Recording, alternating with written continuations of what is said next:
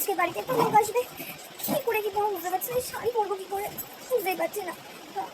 মা আসলে বাড়িতে আজকে লোকজন আসবে, তাই এই শাড়িটা পরবো না, তাই আর কি ভাবছিলাম। শাড়ি টাড়ি নিয়ে পড়ে আছো কেন? আর মুখটা বাংলার পাঁচ করে আছো, এত সুন্দর মুখটা। আমি বুঝেছি নতুন বিয়ে হয়েছে বলে কোথাও লেখা নেই যে তোমাকে শাড়ি পরতে হবে। তোমার যেই জামাটা মনে হয় তুমি সেটাই পরো, কোনো অসুবিধা নেই। আর আজকে তো এমনি তোমার বরের জন্মদিন, আত্মীয় স্বজনের কথা বাদ দাও। ওরা আসবে, খাবে দাবে, চলে যাবে। দু একটা কথা বলবে, ওটা এক কান দিয়ে শুনবে, এক কান দিয়ে বার করে দেবে। ওদের কথা তো কান দেবার দরকার নেই। ওরা কিছু বলে আমি আছি। তুমি এই এত সুন্দর মুখটাতে একদম গোমরা হয়ে থাকবে না। সুন্দর করে সাজো, তোমার যেইটা মনে হয় সেটা করো, আর নিচে চলে আসো, ঠিক আছে? আচ্ছা, আপনি নিচে যান না, আমি সেজে উঠে নিচে আসছি।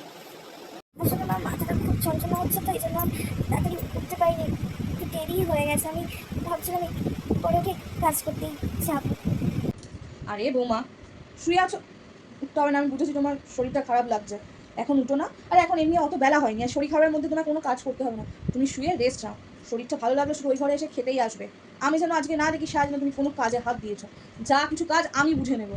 আর এই শরীর খারাপে কোনো কাজ করো না, ঠিক আছে? শুয়ে থাকো। আর হ্যাঁ, একটা কথা বলে যাই, তুমি কিন্তু আমার নিজের মেয়ের মতো, ঠিক আছে? আমাকে শাশুড়ি ভেবে যে শরীর টরীর খারাপ আমাকে লুকিয়ে যেও না। যা হবে আমাকে সব বলবে, বুঝেছো? শুয়ে থাকো, শরীরটা ঠিক হলে। খিদে পেয়েছে, কোথায় যে কি আছে।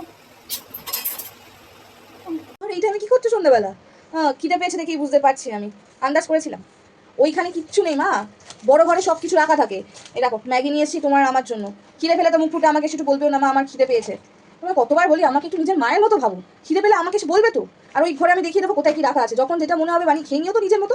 আর এই ম্যাগিটা বানাও তোমার আমার জন্য, আমারও তো খুব খিদে পেয়েছে। চলো একসাথে মামে মিলে একটু টিভি দেখবো। ম্যাগিটা করে আনো। হ্যাঁ বাবু, ফোন করে এখন তোমার বরকে লাভ নেই, ওকে এখন ফোনে পাবে না। ফোনটা নিশ্চয়ই সাইলেন্ট করে রেখে দিয়েছে, এটা গাধা একটা, বুঝেছো তো?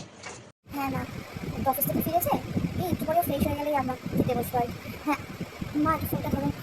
শুনছো? ও মায়ের সাথে কথা বলছো, বলো। আমি এই জন্যই ঘরে এলাম, তোমার শ্বশুরমশাই আর তোমার বরে খুব খিদে পেয়ে গেছে। আমি ওদেরকে তাহলে খেতে দিয়ে আসি। তোমার কথা বলা হয়ে গেলে তাড়াতাড়ি চলে আসবে, মা মেয়ে মিলে একসাথে বসে খেতে খেতে গল্প করবো। আর হ্যাঁ, তোমার মার সাথে ঠিক করে কথা বলতো, সারাদিন তো ওনার সাথে ঠিক করে কথাও বলে না। ওনার একটু ইচ্ছা হয় নাকি নিজের মেয়ের সাথে কথা বলতে? বিয়ে হয়ে গেছে বলে উনি কি একটু মেয়ের সাথে কথাও বলতে পারবে না?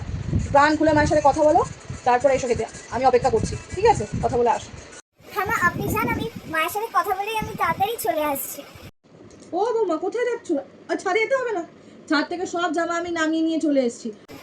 আসলে মা, ওই ছাড়েই যাচ্ছিলাম জামা কাপড়গুলো আনতে। সব জামা আমি নামিয়ে নিয়ে চলে এসেছি, আর পাট করেও রাখা আমার হয়ে গেছে। তুমি এখন গিয়ে রেস্ট না।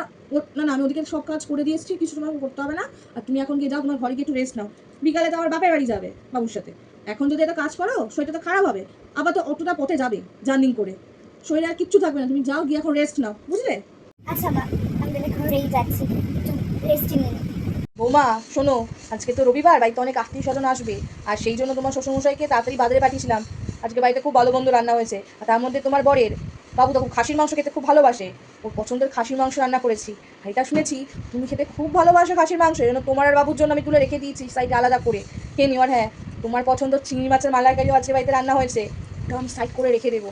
আর বাড়িতে অনেক আত্মীয় স্বজন আসবে তো, আমি হয়তো ওদের সাথে কথা বলতে ব্যস্ত থাকবো। তুমি আর বাবু তাড়াতাড়ি খেয়ে নিও কিন্তু, বুঝেছো তো? আমি আসি, অনেক কাজ আছে আরও। আচ্ছা মা, আমি তাড়াতাড়ি নিচে গিয়ে ওর সাথে একসাথে বসে খেয়ে নেবো, চিন্তা করবেন না।